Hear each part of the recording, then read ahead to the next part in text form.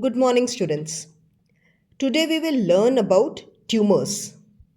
Tumors, as we all know, it is abnormal growth of body tissue, or we can say uh, abnormal mass of body tissue that forms when the cell grow and divide more than they should, or these cells fail to die when they should, which results in abnormal growth of mass. Now, this mass is categorized into two terms, benign and malignant. Benign means that this growth or this abnormal growth of body tissue um, is having a smooth and a regular shape. That is, it is totally encapsulated and it is regular in shape, encapsulated, smooth shape, and it does not invade into the surrounding tissues.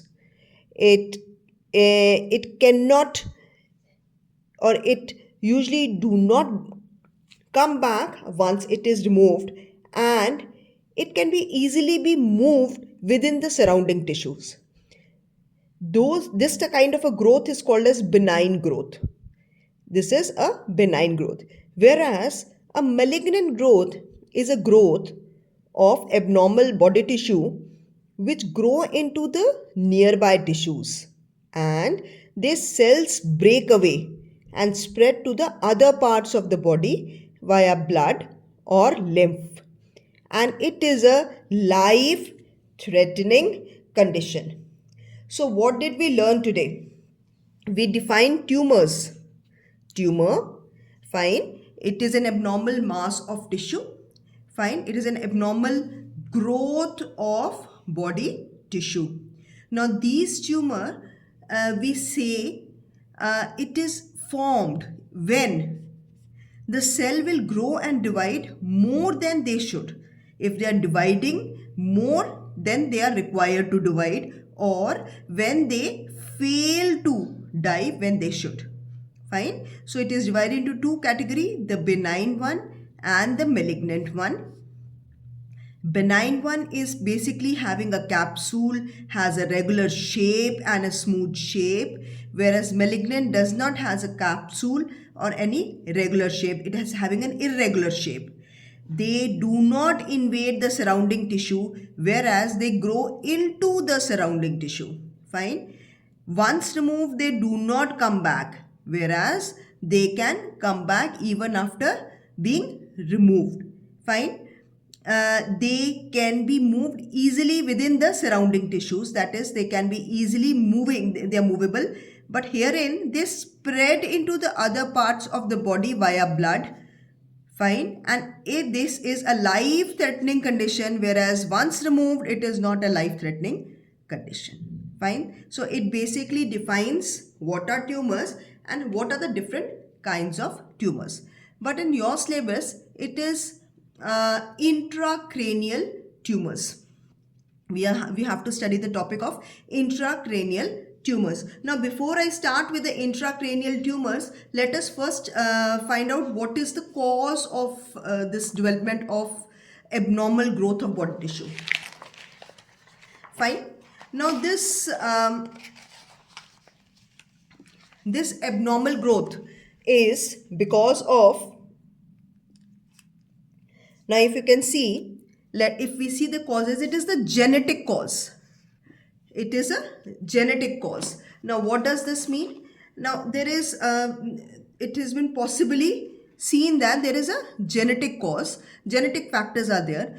Now, for the normal cell growth and differentiation, it is basically controlled by proto-oncogenes, which is responsible for normal cell growth in our body and differentiation. That is, cell growth and differentiation. It is controlled by proto-oncogenes. But herein it is seen that their expression is altered to form oncogenes. Now, once these oncogenes are formed, it alters the encoded protein and transforms cell into the malignant state. Fine.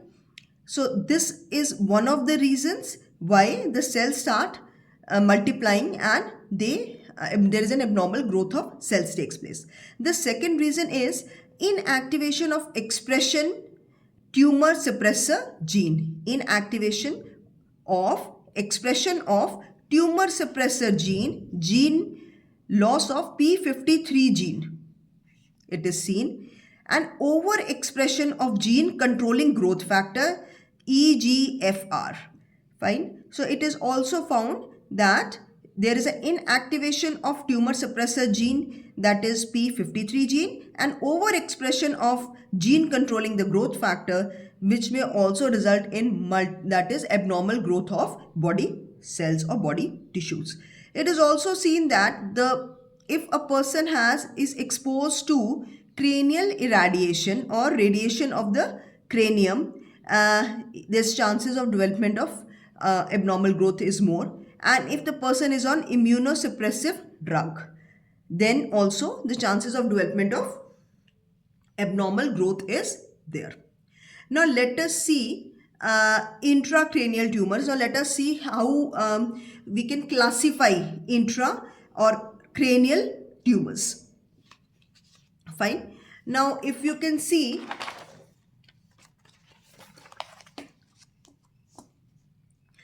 we have classified cranial tumors as, if this is cerebral hemisphere, we have divided according to the site. One classification is according to the site.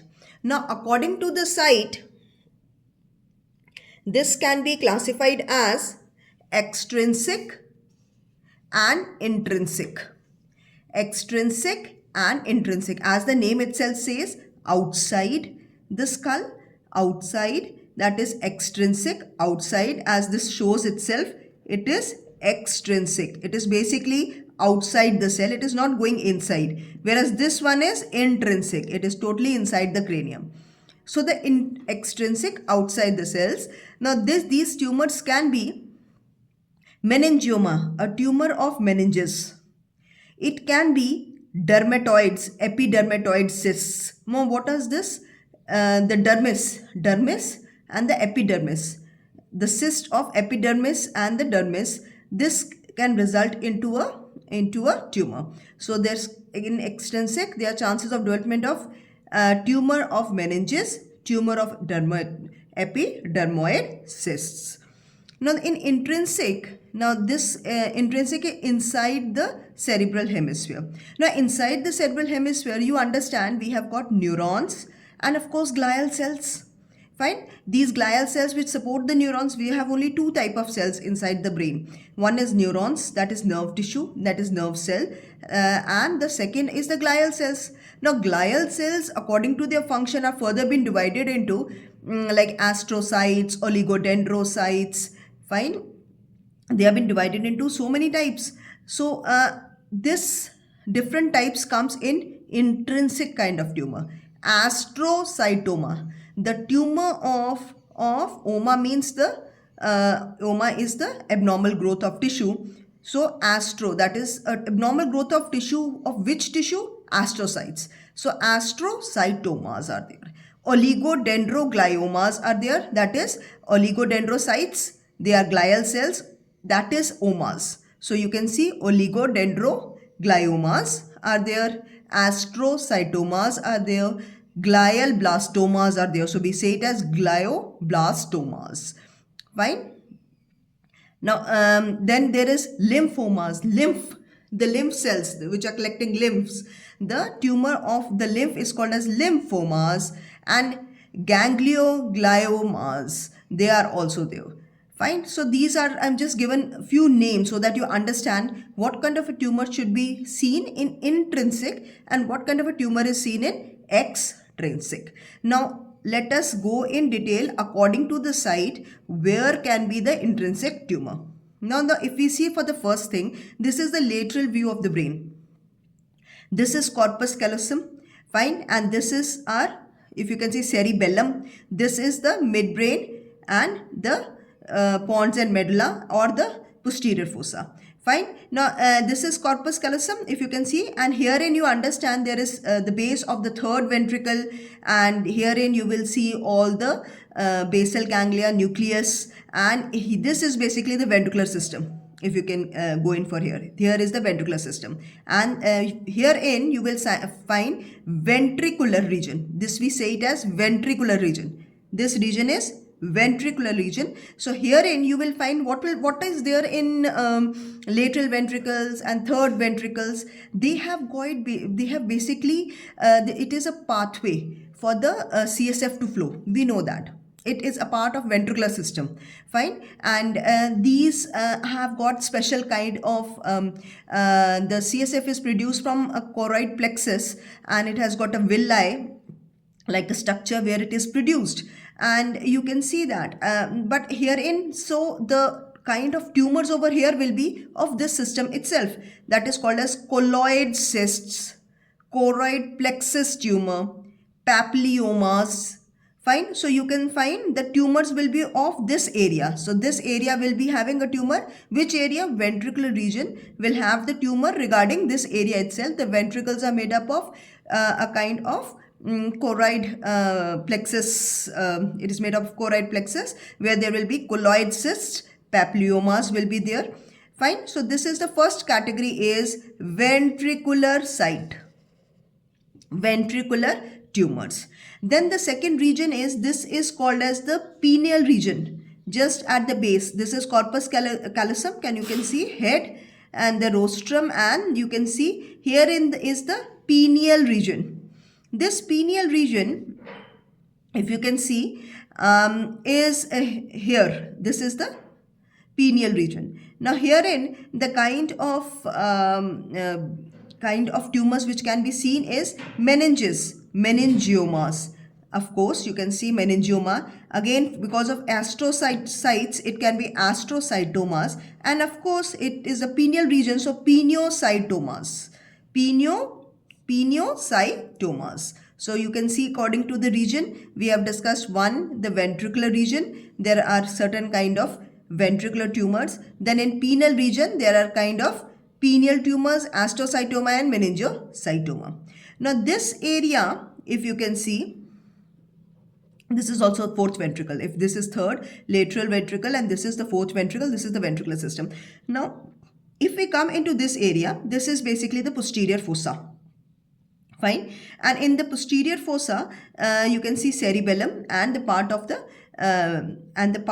wherein you can see the brainstem, midbrain, pons and medulla. So this area you can see here in posterior fossa is divided again into extrinsic and intrinsic kind of tumors. The extrinsic is outside but located at the posterior fossa, which can be again meninges, in the meninges, meningiomas. So why this is also a site of getting a tumor of meninges. So we have seen meninges tumor can be over here. We have seen meninges tumor can be here in pineal gland also. Fine. The next where the site of meningiomas can be there is extrinsic posterior fossa.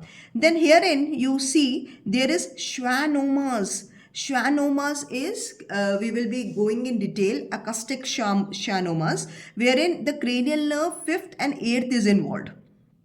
Fine. Here there is arachnoid cyst also, because the arachnoid villi maximum is here where the absorption takes place. So herein arachnoid cyst and dermatoid cyst tumors are also found. So meningiomas, acoustic schwannomas, arachnoid cyst, where arachnoid villi absorbs the CSF, and the dermoid cyst. Dermoid is again the skin part. Now herein the intrinsic one again can be of astrocytes. That is, astrocytes are available inside the brain. It is basically a glial cell, and it is the most important kind of glial cells, and 50% of intracranial tumors are because of astrocytomas or meningiomas. So they cover 50% of intracranial tumors. So they are so much common. So this is also a site of astrocytoma. So we have seen this pineal gland is also site of astrocytoma. Even the posterior fossa is also the site of astrocytoma. Then there is medulloblastomas. As the name itself tell us, it is at the level of medulla oblongata. So at that level the blastoma is there, that is the tumor tissue cells are there. Now the next is the base of the skull. If we can see, this is the base of the skull. This is the base of the skull. In the base of the skull is there is bone and there is cartilage. Occipital neutral line is there, bone is there. So what kind of a what kind of a tumor can be there is osteo, because of the bone, osteomas. What kind of a bone growth can be there is osteomas can be there, or it can be in the cartilage as chordomas or osteomas can be there. The next important is the suprasellar region. The suprasellar region. Now suprasellar region is this. If I can say you, this big region is suprasellar region. Now this region is basically a region where there is, if you can understand, there is optic nerve. This is the base of the third ventricle. There is optic nerve, optic chiasms are there. Fine. This is that area, and the pituitary stalk is there. This is the area, so it is called as suprasellar region. And in this area also there a type region of intracranial tumors or intrinsic tumors. We have got pituitary adenomas. Since pituitary stalk is there, so the adenoma of pituitary gland, so pituitary adenomas are there. Craniopharyngiomas are there. Fine. Craniopharyngiomas are there. Meningiomas are there. And the other tumor which is commonly seen is optic nerve gliomas. Now depending upon, now you understand, it is according to the site. Fine. So we have seen according to the ventricular site, there are certain, first we have seen there is something called extrinsic tumors and intrinsic tumors. Extrinsic, which is outside the skull, and which can be like meningiomas of the meninges, or it can be cyst, dermoid cyst or epidermoid cysts can be there. In intrinsic, according to the neural cell type, the glial cell types, astrocytomas of from astrocytes, oligodendrocytes say oligodendrogliomas, glioblastomas, from the lymphomas, and gangliogliomas are there. Fine. Now if we see according to the sites what kind of intrinsic tumors are there, number one is the ventricular region. In ventricular region we see colloid cysts, because in ventricles, the lateral ventricle, or this is lateral ventricle, this is the fourth ventricle, where we see it is here the CSF pathway, it's CF. So we find choroid plexus, we see papillomas, we see colloid cyst. This next come is the pineal gland or the pineal region. In pineal region there are tumors which are commonly seen as meningiomas, astrocytomas, and pineal cytomas. This is the second site. The third site is the posterior fossa. The posterior fossa is further been divided into extrinsic and intrinsic tumors. The extrinsic tumors is meningiomas, acoustic schwannomas, arachnoid cysts, and dermoid cyst. Fine, because arachnoid villi is here, so arachnoid cyst, dermoid cyst, acoustic schwannomas, because herein our cranial nerve is passing through, which is cranial nerve passing, so that is the acoustic schwannomas, and meninges are there. And in intrinsic, herein you can see the intrinsic, inside it there will be medulloblastomas, that is, it is seen inside the medulla oblongata, as well as the cerebral peduncles. This area is there, and the astrocytomas are there. The next site is the skull base. The skull base is the fourth site. The fourth site is where there is chordomas and osteomas are there. Fine. The fifth site is suprasellar region. Suprasellar, as I told you, this is the region, suprasellar region, where there is pituitary stalk, where there is optic nerve, optic chiasm, third ventricle, there are there. So the kind of tumors which were very much common over here is pituitary adenomas, craniopharyngiomas, and meningiomas, and optic nerve gliomas are there. The next is at the hypothalamus.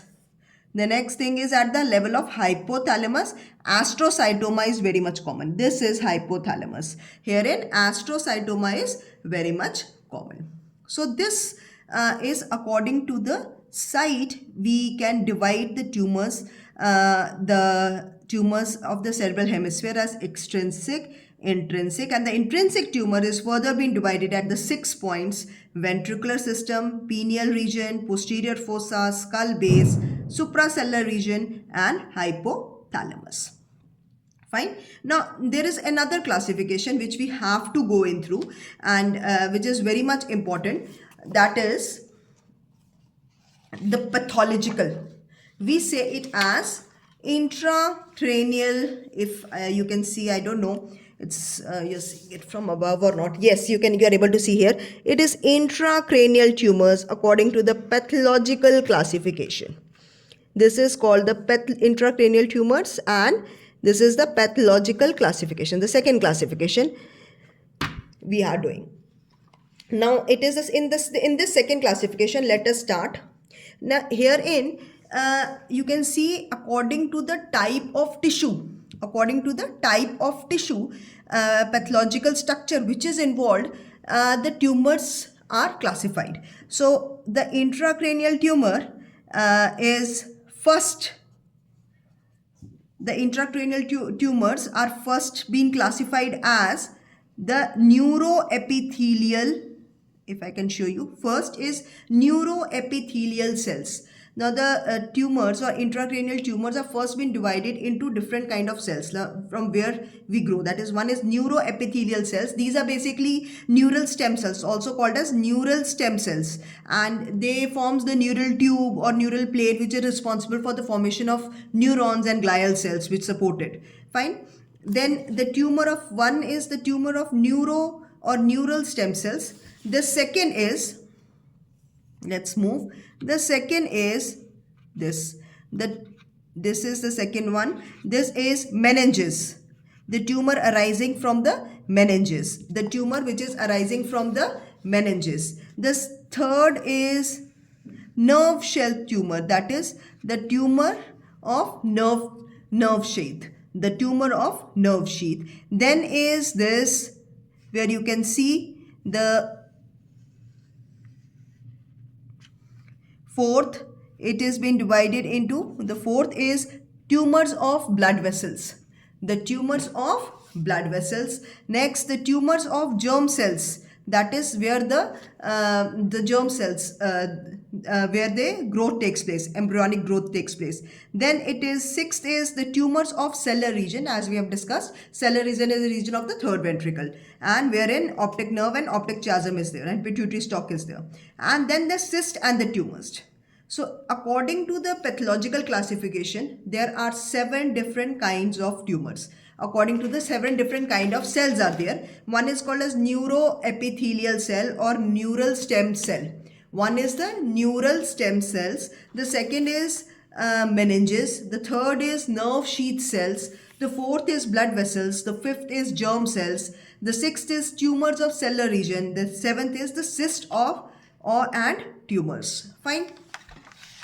Now let us first study about the first thing, which is neuroepithelial or neurostem cells. Now neuroepithelial or neurostem cells, as the name says itself, they are formed from the neural tube. In the embryonic growth, we know that there is neural tube is there, neural plate is there, from where the brain and the spinal cord grows. So where there is from where the neurons and the glial cells are produced. So if we find a defect in the neural epithelial cells, now what kind of cells we have? There are around about astrocyte. First is A. Different kind of cells in neuroepithelial cells are astrocytes. Then there is B, the oligodendrocytes. Fine. C, there is choroid plexus या ependymal cells. D, there are neuron cells. E, there is pineal cells. And F, there is embryonal cells. embryonals. What kind of cells come under neural stem cells or neuroepithelial cells are? Try to understand: astrocytes, oligodendrocytes, ependymal cells. We will be discussing everything in detail. Neurons, fine, neurons. Then you can see there is pineal cells and embryonal cells. Now let us see what is astrocytes. Now in astrocyte, as you can see, it is, and as the name says, it is a shape of a star. It is in a shape of a star. If you can see this diagram, this is a shape of a star. Now this is responsible for maintaining the blood-brain barrier. Astrocytes are responsible for maintenance of blood-brain barrier, and they control the level of neurotransmitters around the synapse. They have got two major functions. Astrocytes, they are a star-shaped kind of cells which maintain the blood-brain barrier and control the level of neurotransmitter around the synapse. Now, any abnormal growth in the astrocyte cell is called as astrocytoma. Fine. Now, astrocytomas are, if I have just briefly tried to explain you, this astrocytomas are common in between the 40 to 60 years of age group, and males are more affected as compared to females. Males are more affected as compared to females, and the common site of development of astrocytoma is frontal lobe, temporal lobe, parietal lobe, and thalamus. Fine. So, and thalamus. So, this is a common 4 sites where the astrocytoma develops. Now, if we classify it, these astrocytomas are divided into, microscopically, they have been divided into 4 grades. Microscopic classification, they have been divided into 4 grade 1, grade 2, grade 3, and grade 4. Grade 1 and 2 come under low grade. They come under low grade. This is low grade kind of astrocytoma, which is called as pilocytic type, and low grade fibrillary type. Whereas grade 3 and 4 come under the malignant type, which is called as anaplastic type and glioblastoma type. Glioblastoma multiforme. Fine. Now it is pilocytic type is mostly common in children and in area called thalamus region or optic nerve or cerebellum or brainstem region, and it is very slow growing tumor and it is very diffuse, very slow growing tumor. Pilocytic, it occurs in children. The common area is thalamic region where there is optic nerve, cerebellum and brainstem, and it's very slow growing type.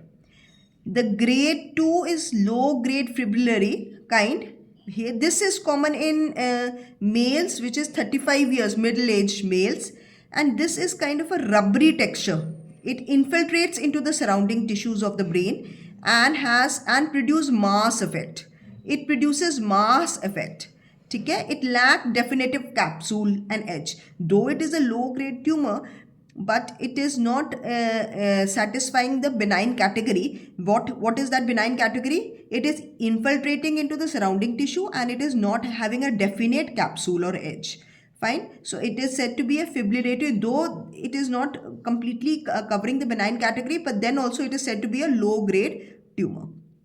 Pilocytic, it is seen in children and at the thalamic area, and it is a slow growing but diffuse kind of a tumor, whereas low grade fibrillatory is common found within the age group of 30 to 35, and it is having a firm and a rubbery kind of a texture.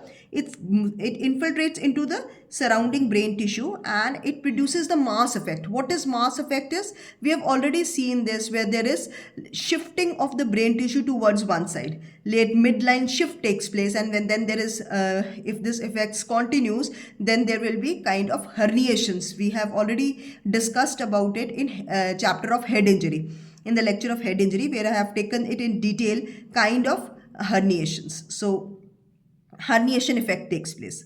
Fine. Now the third and the fourth type is anaplastic and glioblastoma multiforme. They are malignant type. They are malignant type and they are very common in bilateral corpus callosum stage. Bilaterally, corpus callosum. Corpus callosum is a area which unites both side hemisphere. So it is responsible for doing automatic movements, movements like walking, fine, where activities of both upper limb and lower limb are involved. Fine, automatic movements. So this kind of a tumor, when seen, it is seen as butterfly astrocytoma. So the term is given as butterfly astrocytoma. Herein, there it becomes bilateral corpus callosum, and when we see it in the scan, it appears as a butterfly. So we say it as butterfly astrocytoma. And herein you find, what do you find over here? You find necrotic areas. You find areas, patches of necrotic areas and cystic cavities. So there is cystic cavities as well as necrotic areas. Fine. So there is cavities also and necrotic areas. Fine. So this kind of thing is very much common.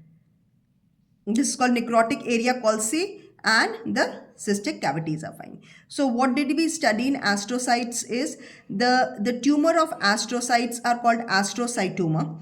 Fine.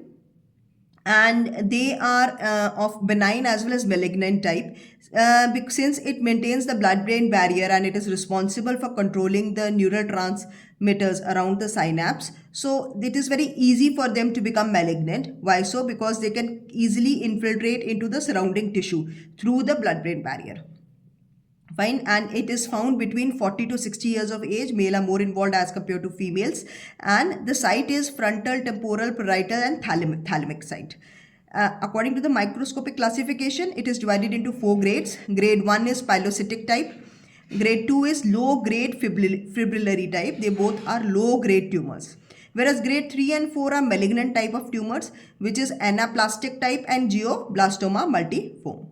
When we check the genetic analysis, there is loss of P16 gene, and there is amplification of, again, there is EGFR gene. That is, growth factor is overexpression of growth factor gene takes place, and loss of, there is P16 gene is found over here. Fine. I think we have covered this. Now let's come to the second neural epithelial cell, that is called as oligodendrocytes. Now oligodendrocytes, we have commonly heard that they are responsible for myelinating the axons. Oligodendrocytes are important because they myelinate a cell and increase the speed of neural transmissions.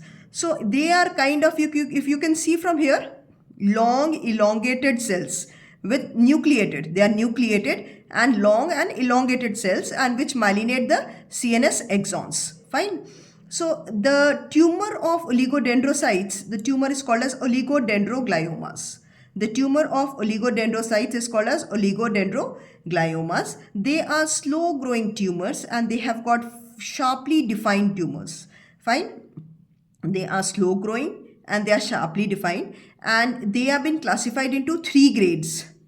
And the first 2 grade is low grade, and the third grade is said to be the anaplastic stage, and it occurs between the age group of 30 to 50 years, where frontal lobe is its common site. Frontal lobe is its common site.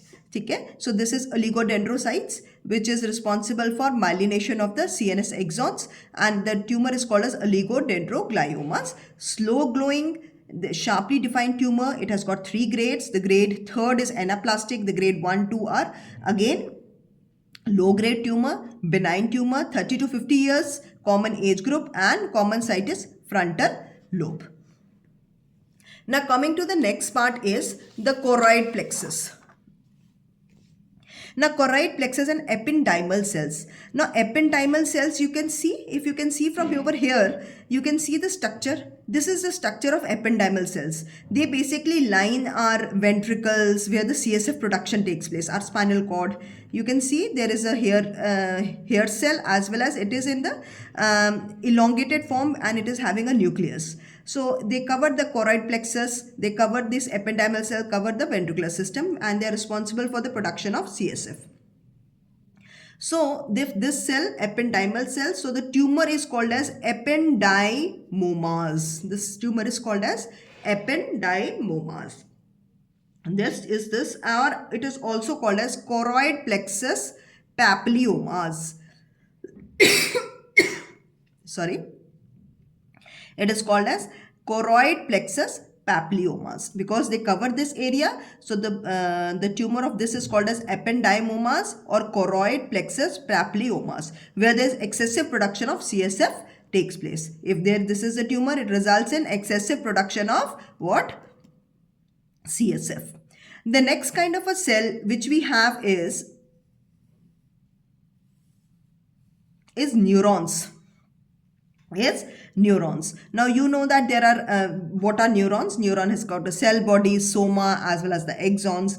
Fine. So the tumors over here is called as gangliogliomas. The tumor over here is called as gangliogliomas or neurocytomas. The tumors of the neurons are given the term as gangliogliomas or neurocytomas. Fine. The next is the pineal cells. We have seen the pineal region, and the cells covering the pineal region are the pineal cells, and the tumors over here are called as pineocytomas and pineoblastomas. Pineocytomas and pineoblastomas. Then the last is the embryonal cells. The type is of neuroepithelial cell is embryonal cells. Embryonal cells is which arise from the in the embryo. That is medulloblastoma. That is medulloblastoma. It is a very important kind of a tumor wherein it happens in children up to the age of 5 years, and it happens at the level of cerebellar vermis. Can you see? I have drawn the picture over here. Herein, this is the cerebellum, and herein you see this tumor. This is called as medulloblastoma. Fine. And herein you see it is at the cerebellar vermis. So at the base of the fourth ventricle. That is at the fourth ventricle and cerebral vermis, this medulloblastoma develops, and it basically spreads through CSF. It spreads through CSF, and the typical feature over here is gait ataxia and truncal ataxia. The child suffers from gait ataxia and truncal ataxia. So medulloblastoma, it occurs in the childhood, age group 5 years, and the area which is involved is the fourth ventricle and the cerebellar vermis, wherein it spreads through the CSF, and the child develops truncal or gait ataxia. Fine. So the first category of intracranial tumor we are studying is developing from the neural cells, stem cells, neural stem cell or neuroepithelial cells. They are of, again we can see 6 types: astrocytes, oligodendrocytes, choroid plexus and ependymal cells, from neurons, from pineal cells, and from the embryonic cells. So we studied about astrocytoma, oligodendrogliomas, then we studied about ependymomas, then for neurons we studied about neurocytomas, for pineal gland we studied about pineoblastomas, and for embryonic cell we studied about medulloblastomas. I have just briefly introduced you with certain terms like astrocytoma or something related to oligodendrocytoma, something related to medulloblastoma. I will be telling you in brief about little bit about the important kind of intracranial tumors. So we say that 40% of intracranial tumors are because of astrocytes. So those which are important, I will be covering it. Like astrocytoma, in this astrocytoma is very much important because 40% of tumors inside the brain, intracranial tumors, are astrocytoma. Medulloblastoma is important for a short note type. There can be a short note can come on medulloblastomas. Now coming again, we have completed the neuroepithelial stem cells. The second cells are, or the second according to the pathological classification, is because of meninges. Now because of meninges, now the cells are because of meninges. Now in meninges there is the tumors is called as meningiomas. You can see the tumor, the most common tumor is meningiomas, and it consists of 1/5 of the intracranial tumor. So it is also very much important. Fine. It is meningiomas, that is from the meninges, and it is 1/5 of the intracranial tumors. It is slow growing from the arachnoid granulations. It basically grows from the arachnoid granulations, that is,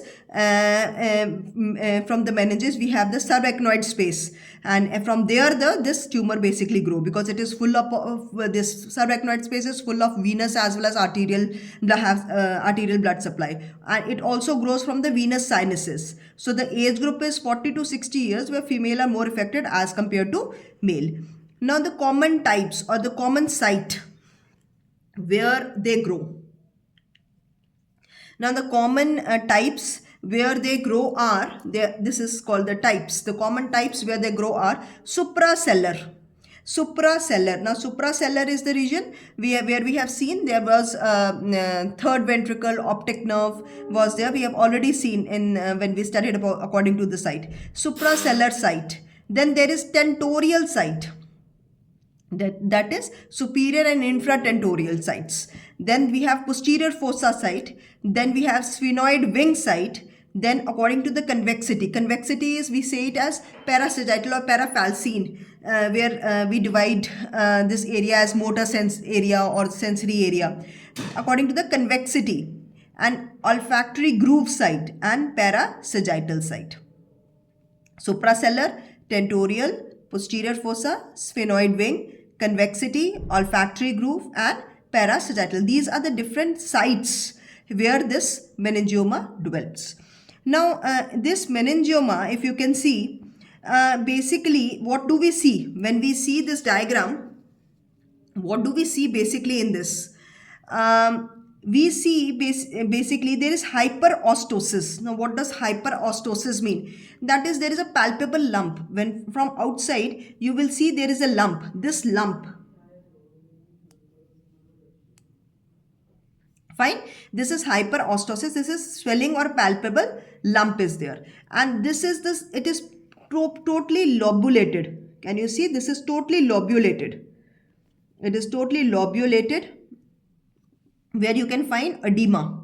Fine, it is well demarcated, well lobulated, and it is having edema. You can see that there is calcified deposits, and herein you see there is soma bodies are there. We say it as soma bodies.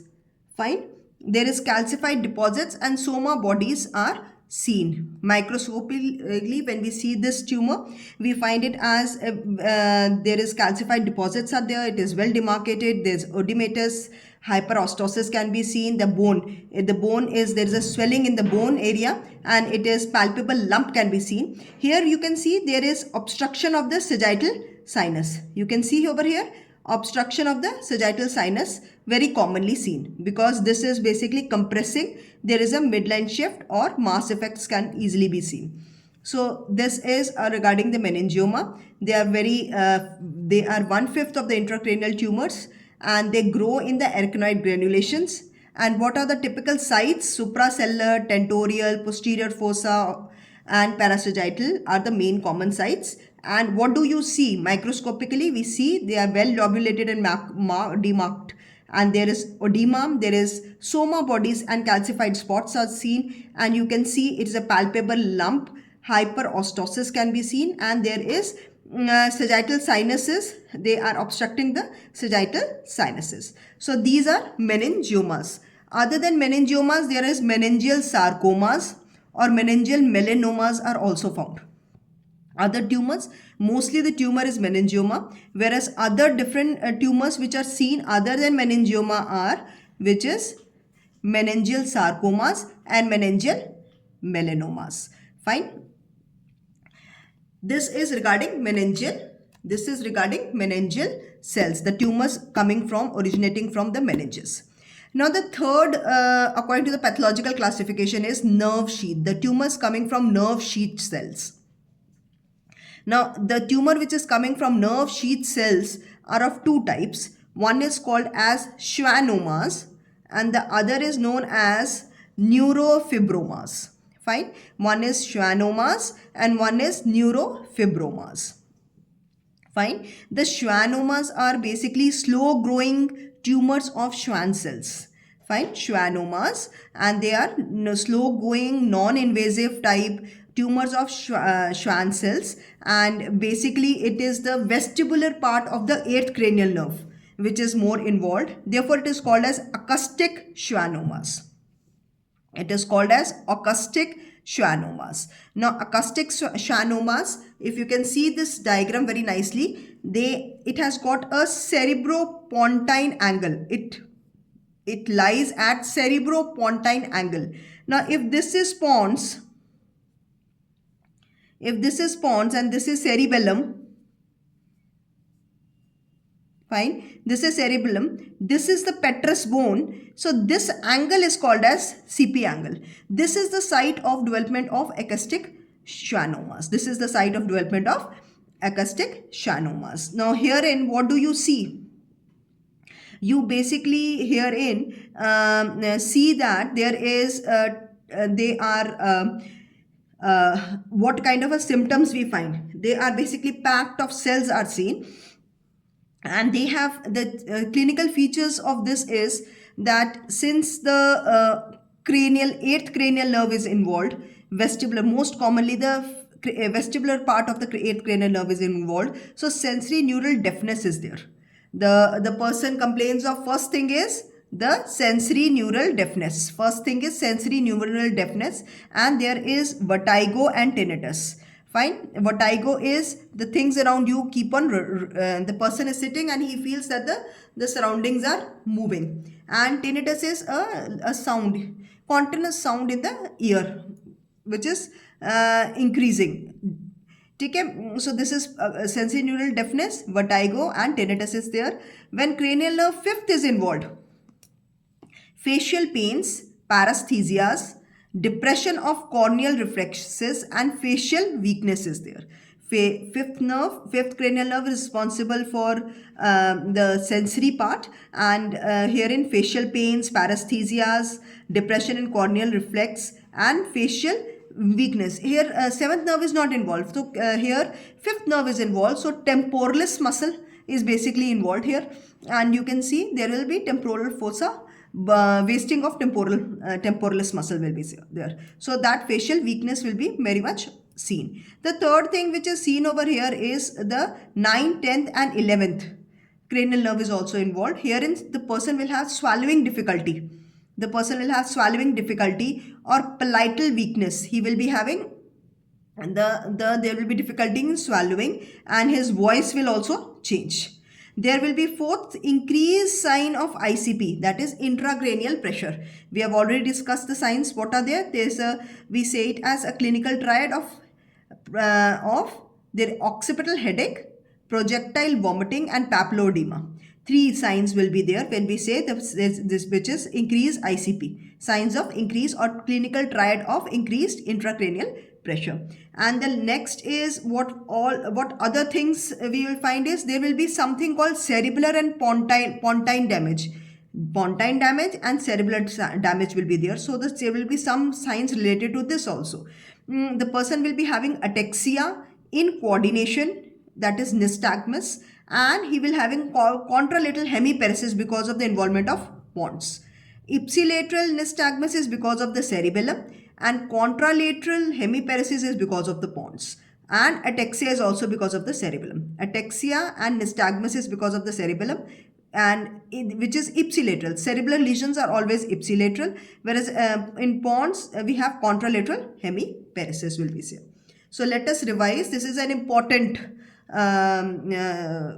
kind of a tumor which is called as acoustic schwannomas. The schwannomas are basically a slow growing tumor of the Schwann cells, and it is known as acoustic schwannomas because it involves the vestibular part of the 8th cranial nerve. Its common site is the cerebropontine angle. This is the cerebropontine angle. Now, what do you see clinically find? We see that there is because of the vestibular part of the 8th cranial nerve, there will be sensory neural deafness, vertigo and tinnitus will be there. Fine. And in this we also see that the 5th cranial nerve is also involved. So because of that there will be facial pain, paresthesias, depression in corneal reflex and facial weakness will also be there. That is temporal bossing or temporal loss. Then there will be temporalis muscle, wasting of the temporalis muscle will be there. Then there is 9th, 10th and 11th nerve, cranial nerve pathology, difficulty in swallowing, palatal weakness and voice changes will be there. Then there will be signs of increased intracranial pressure. There will be also cerebral and pontine damage. Cerebral damage and pontine damage. The cerebral damage is, it results in ataxia as well as in ipsilateral nystagmus will be there. That is vertical, this is called as horizontal nystagmus. The eye, that is pupil, will move like this, and this is called as vertical nystagmus. So any of this nystagmus is there of the eye. Whereas here in pons there is contralateral hemiparesis takes place. Now the other kind of nerve shell tumors are neurofibromas. Neurofibromas. Now this was because of the Schwann cells. Now there is neurofibromas. Neurofibromas are basically, it happens in spinal nerve roots or in peripheral nerves.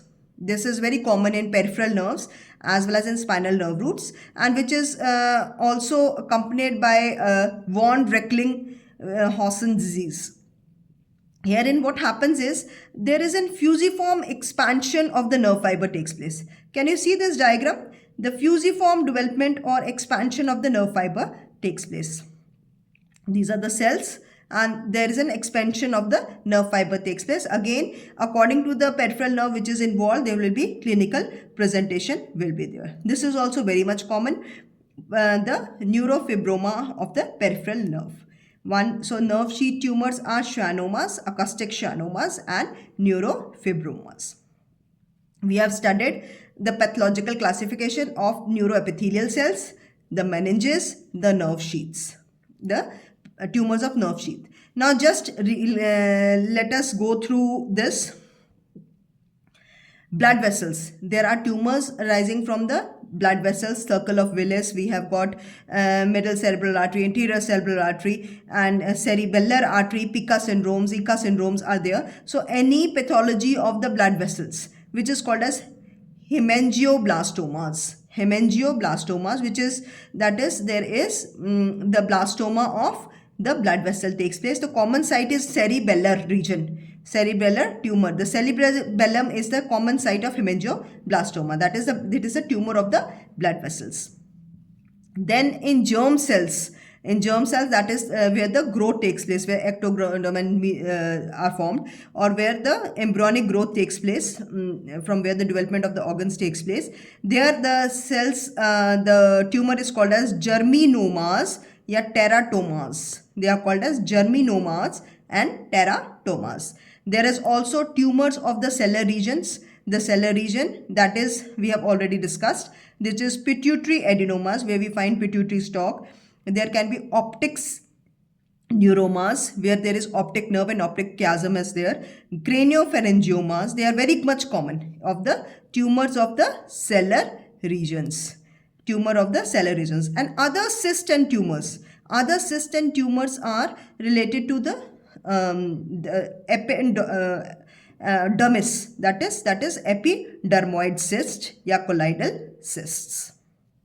These are related to blood vessels, hemangioblastoma, germ cells, germinomas, teratomas, tumors of cellular regions, craniopharyngiomas and pituitary adenomas, cyst and tumors, which includes epidermoid cyst and colloidal cysts.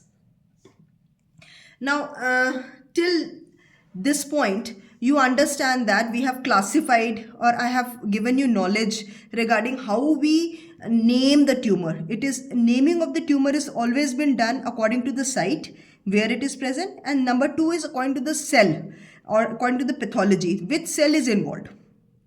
We name it. The last thing is always omas are there. Oma cell, that it is an abnormal growth. And the first word is telling you what is the site of the cell or which cell is involved. Fine. And these are the various classification. Now, let us see what is the clinical presentation of these tumors. Fine. Before going to, okay. Clinical presentation of these tumors.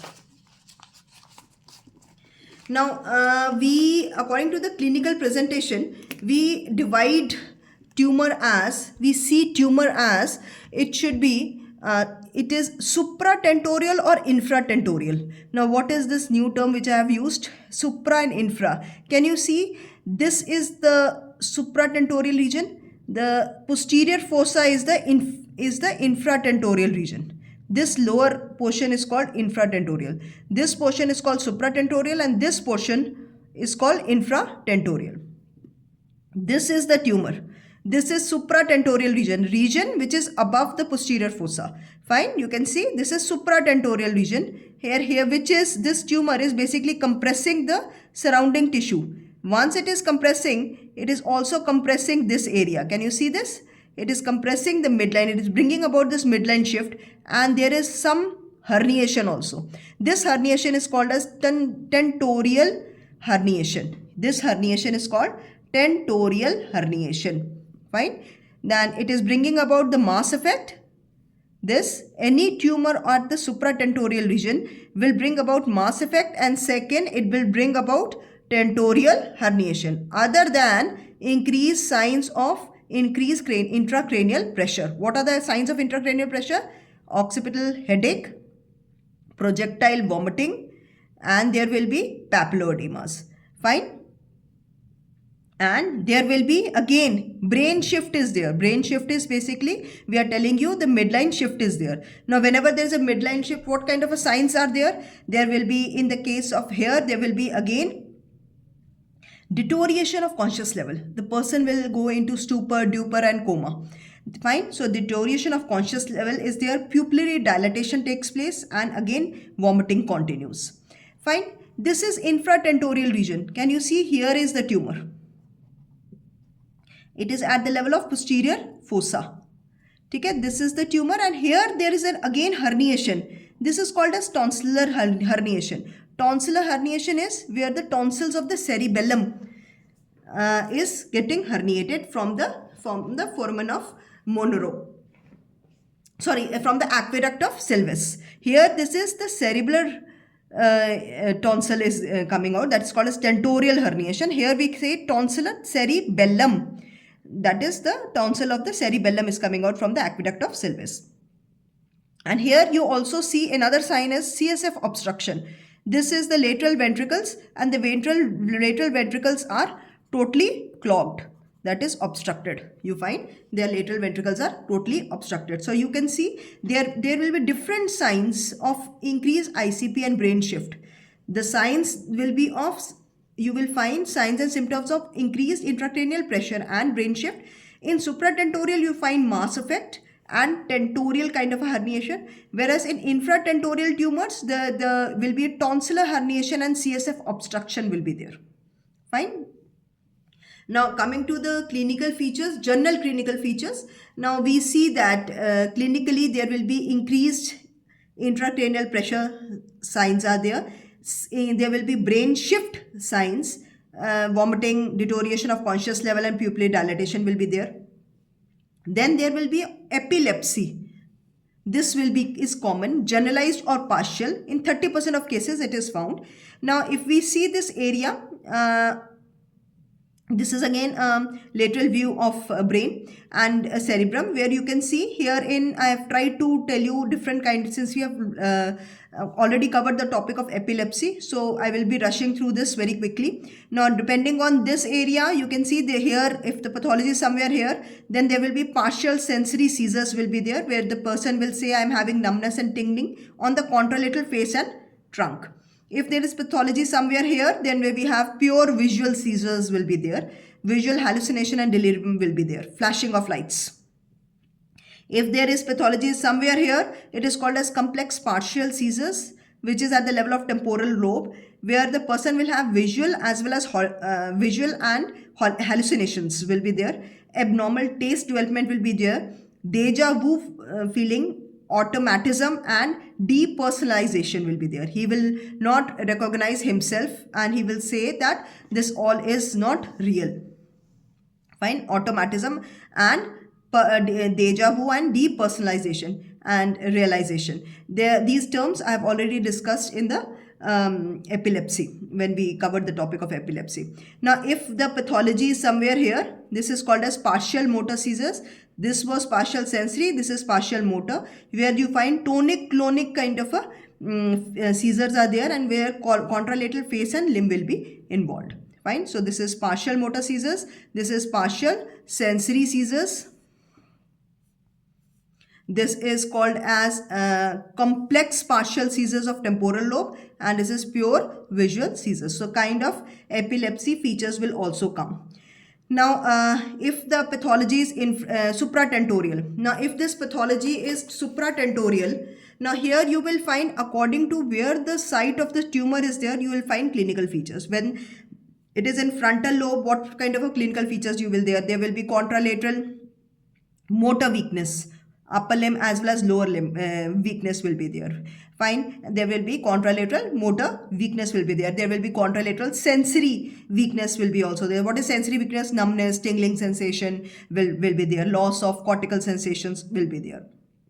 All kind of agnosias, apraxias will come along with that. Intellectual features will come in frontal lobe. That is, he will be not be able to judge. His personality will change.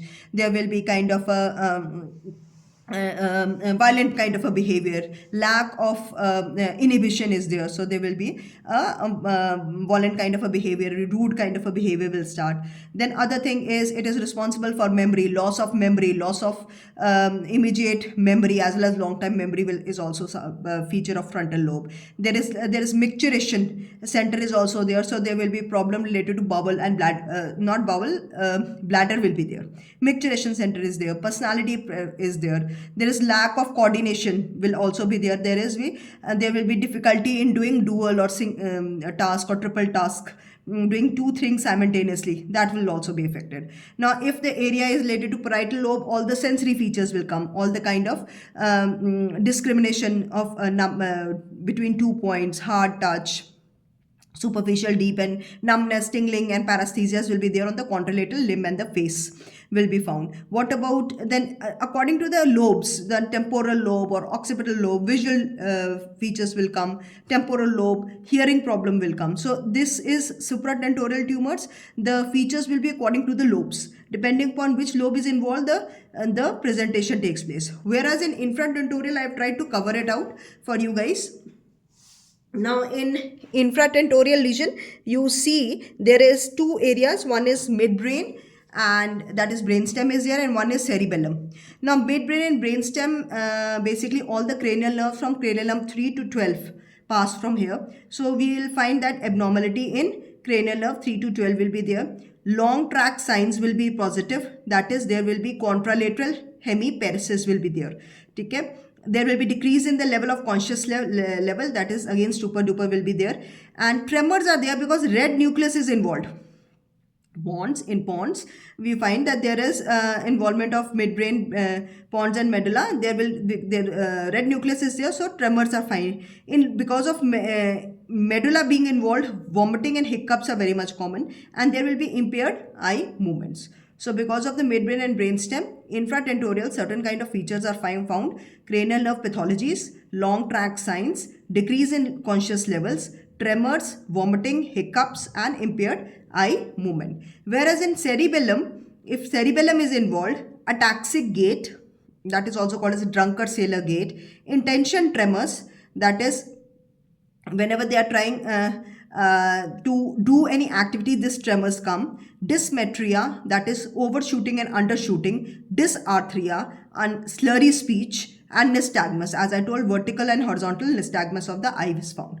So in cerebellum, the pathology of ataxic gait, intention tremors while doing activities, overshooting and undershooting while holding a pen, that is dysmetria. Dysarthria, slurred speech, and then there is nystagmus.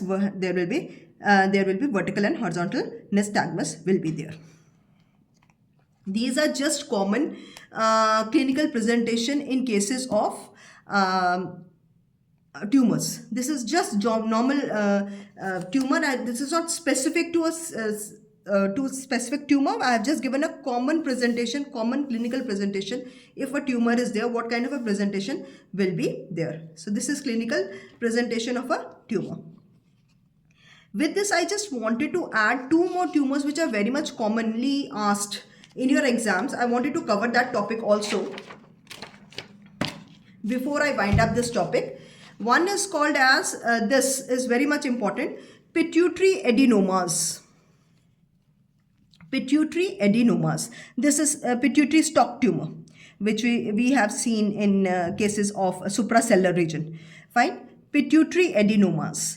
Fine. They are 5 to 10% of the intracranial tumors, and there is two classification which is commonly asked in pituitary adenomas. Is the classic classification, depending on which cell is involved. Since you understand the pituitary is all about hormones, so we have to be very much particular about in pituitary adenomas that if the eosinophil cells are involved, then which hormone is involved? Prolactin hormone is involved and growth hormone is involved. The prolactin hormone, if it is involved, there will be presentation of amenorrhea, impotency and infertility. Whereas if growth hormone is involved, acromegaly, short height, short stature, short hand, short and broad hand. So you understand why it is important. Depending upon which cell is involved, we can say which hormone is been involved. Here in prolactin and growth hormone is involved. Whereas if basonophil cell is involved, then there is ACTH, that is adenocorticotrophic hormone is involved, and which results in Cushing disorder.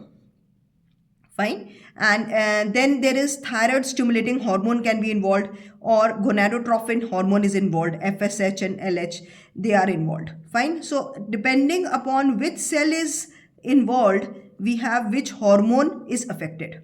Okay, this was the classic classification. Classic classification is depending upon which cell the tumor develops, that hormone will be affected. If eosinophil cell is involved, then prolactin and growth hormone will be affected. Prolactin will result in amenorrhea, impotency and infertility, and growth hormone will cause acromegaly. If basonophil cells are involved or tumor develops in basonophil cells, then ACTH, TSH and FSH hormone will be affected. Fine. This is the classification. The second classification is the present classification which we follow. We say it, we only see it through, we don't see it through the cell, we see it as the tumor of the hormone. Like this is said to be the growth hormone secreting tumor, which is 20 to 25%, or prolactinoma 50%, or adrenocorticotrophic hormone secreting tumor 10%, TSH, FSH secreting hormone rare. Fine. So this is the present classification which we follow. It is according to the hormone which is being affected, or hormone secreting tumors. Which hormone is being secreted by this tumor? Depending on that, the classification takes place. So pituitary adenomas, it is 5 to 10% of intracranial tumors, and we are doing the classification. The classic classification and the present classification takes like this. And herein, what will be the clinical features? Now we have already seen the clinical features, but let us see it properly. Now if it is a large tumor, it is called as macroadenomas, big. So if it is a large tumor, it is macroadenomas. There will be compression of the neural structures. There will be compressional features additional to this will be seen. Fine. And of course, there will be compression of the pituitary gland will also be seen. And then there will be increased intracellular pressure, or pituitary stalk syndrome will also be there. So there is compression of adjacent neural tissues, signs will be there. Compression of pituitary gland itself will be there, and there will be increased intracellular pressure, or pituitary stalk syndrome will be there. Fine. And along with that, there will be an excessive secretion of prolactin, their growth hormone, and adenocorticotrophic hormone. Excessive secretion takes place. So what happens when there is a large tumor of pituitary adenomas? Then there will be compression of the additional neural tissue, compression of pituitary gland, pituitary stalk syndrome, and excessive secretion of prolactin, growth hormone, and ACTH will be there. When it is a small tumor, only excessive secretion of the hormones takes place. There is no compressional signs are there. There is no compressional signs are there. A typical feature which is very much important, which is seen over here, is there will be typical headache which cannot be controlled by any medicine, and then there will be supratentorial quadranopias. Vision ke andar there will be supratentorial quadranopias. If I can show you this, And this is the part which I want to show. This will be supratemporal. This is the nasal part. If you can see, this is the nasal part, this is the temporal part. Supratemporal quadranopia, that is one quadrant is involved. This vision will be lost. The person will not be able to see here. This part of the vision, this is, I have tried to draw the peripheral field, which eye field of both the eyes, left and the right eye.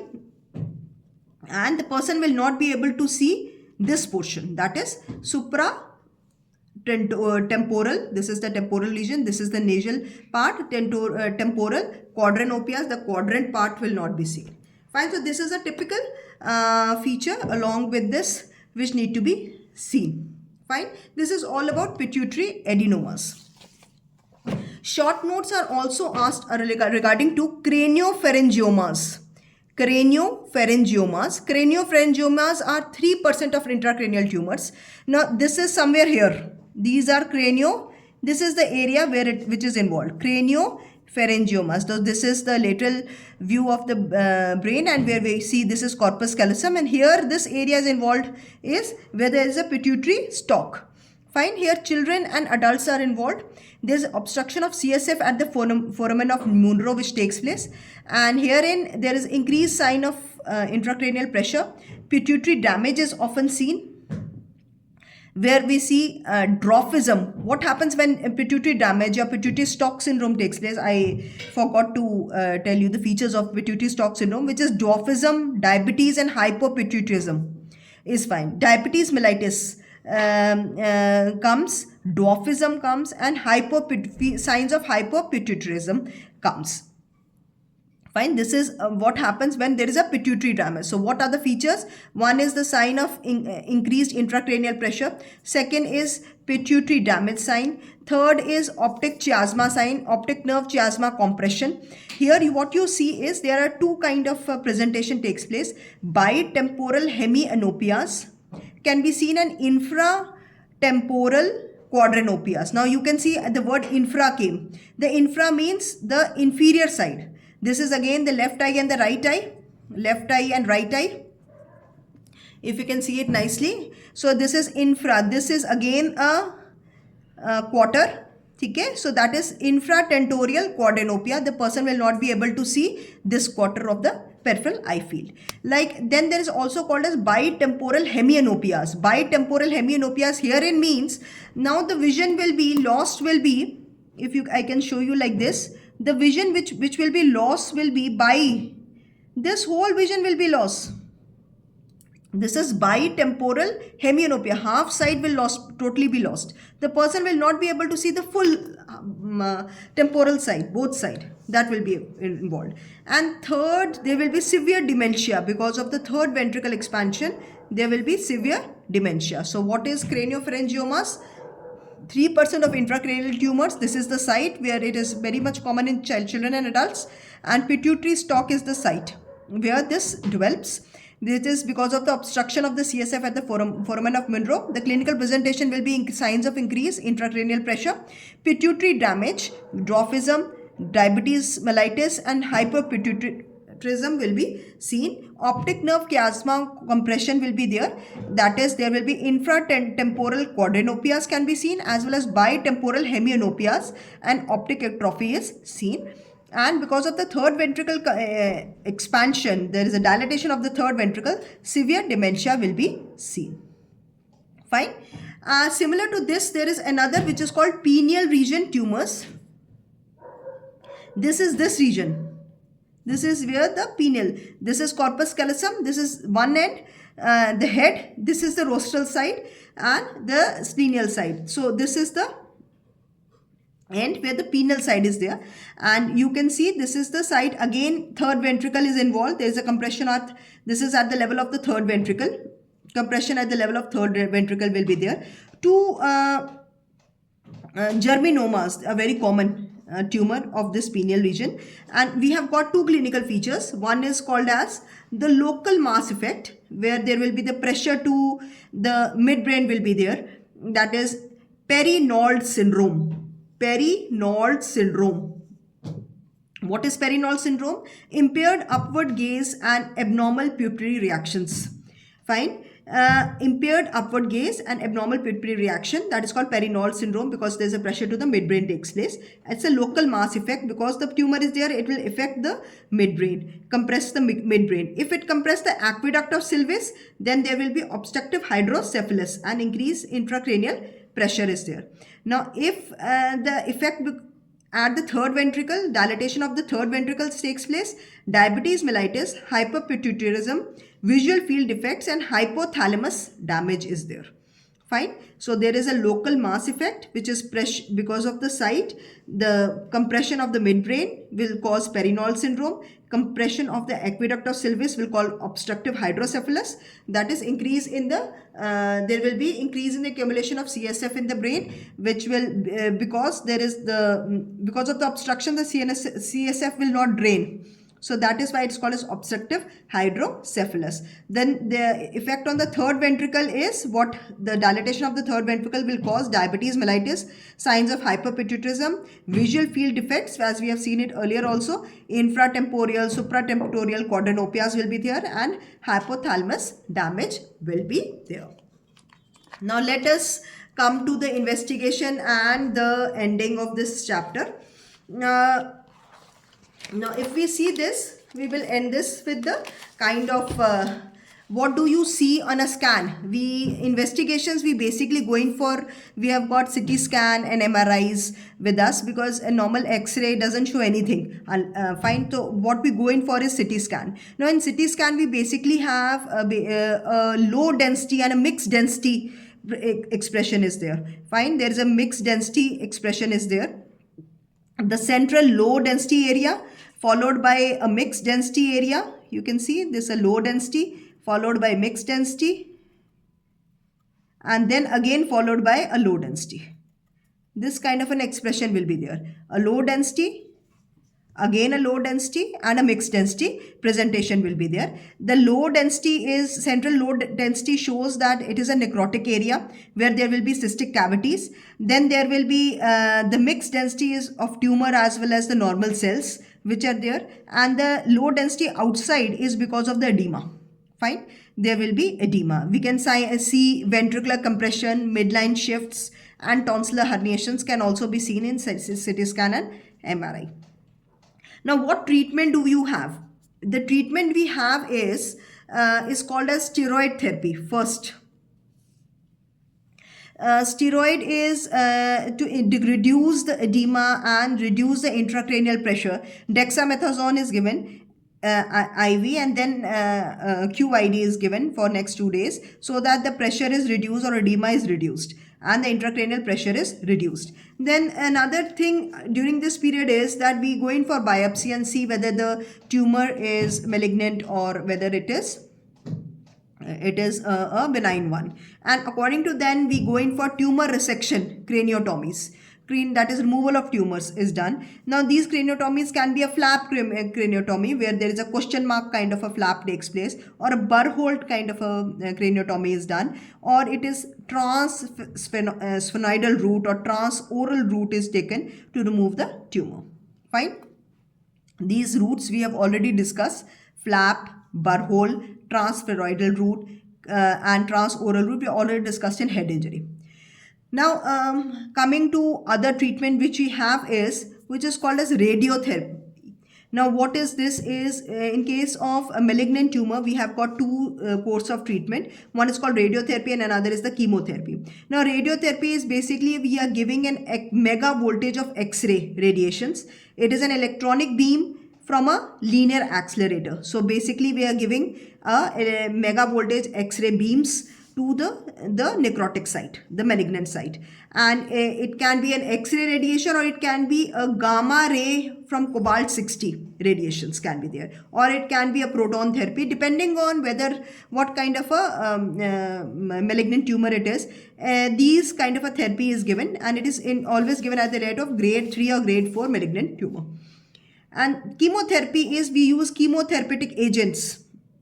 They basically penetrates blood-brain barrier. So the chemotherapeutic agents which are normally used are nitrosurias, for a period of 2 to 3 months, or temozolomides are given, so that it crosses the blood-brain barrier and it tries to destroy the necrotic tissue. So today what we have done is we have discussed what are tumors. We classified it into benign and malignant tumor. Then we tried to find the reason, etiology of the tumor, because of there is change from proto-oncogens to oncogens. There is a change in the cell of proto-oncogens to oncogens, which results in the cell starts multiplying without any control. Then we saw the various classification, the classification according to the site, and classification according to the pathology, that is the pathological cells. And we found that astrocytomas, meningiomas, acoustic neuromas. Then we also discussed about pituitary adenomas. Then we discussed craniopharyngiomas, pineal gland tumors. We discussed lots and lots of tumors today. And then we saw the clinical presentation of these tumors according to the site. Supratentorial, infratentorial, the clinical presentation is different. And then we studied about how we can see it through CT scan and MRI. Every tumor is different. I just tried to explain you, though in next lectures, maybe I will think of adding, or I will be distributing certain kind of CT scans with you guys on WhatsApp, so that you have a in-depth idea regarding what kind of visuals you can see in CT scans and MRI. And these are the basic line of treatment, that is steroid therapy, biopsy, tumor resection, craniotomies. Craniectomy is also done. Then radiotherapy and chemotherapy and gene therapy is there for the malignant as well as the benign tumors. I hope you understood. It was a long lecture, but I hope you understood the tumors, and I'm open for your suggestions and looking forward for your comments and doubts. Thank you guys. Have a nice day. Bye-bye.